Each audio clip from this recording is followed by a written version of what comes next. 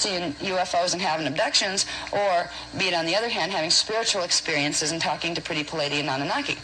Now, these two things are coming from the same place. There were snares that were set up to catch the people whose DNA was going to be activating, and the first people on that list would be the indigos, because their DNA with the higher strand content would begin to activate first. So literally the traps were laid to either get the indigos hijacked over into one of the Anunnaki false ascension programs or over into the UFO movement. And if you couldn't get them either way, then put them in mainstream. And where'd they go? They're having strand activations, they're having visions, they're hearing voices. Oh boy, you find a lot of them in padded rooms. All right? So these are literally snares that have been set culturally. And it's really nasty when you look at how this was contrived. This wasn't an accident that things evolved this way. It was highly orchestrated from behind the scenes. And just the magnitude of it, I get really aggravated when I look at it. That's where I get like in that smack a Zeta mood, you know?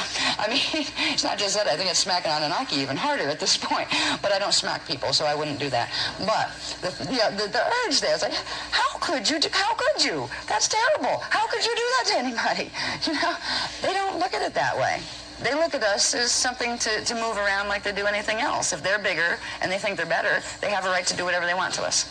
So that brings us past the Montauk experiment of 1983, and that again was August 12th of 1983 when that was done, using again the magnetic peak in the grids. Now the magnetic peaks work interestingly. You have a yearly magnetic peak at that time.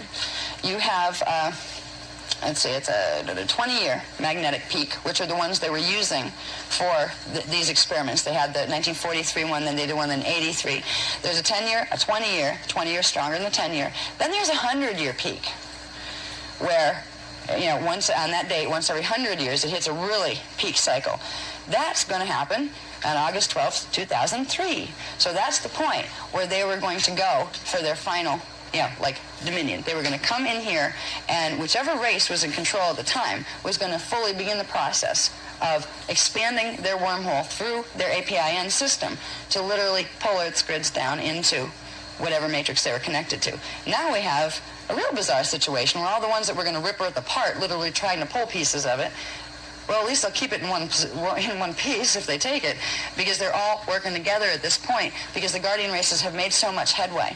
They underestimated the indigos. They didn't think they'd wake up enough, and they thought they'd be able to hijack them enough to where they wouldn't get to the point where enough would get together, work with the DNA, where enough would listen to the Guardians. I'm glad I did. I had no idea what the scenario was, how big it was, and the fact that we were going into literally a war over this if things didn't work out. I would have been scared to death in the early days, when I was first just learning and, being a student of them. But at least at this point, I see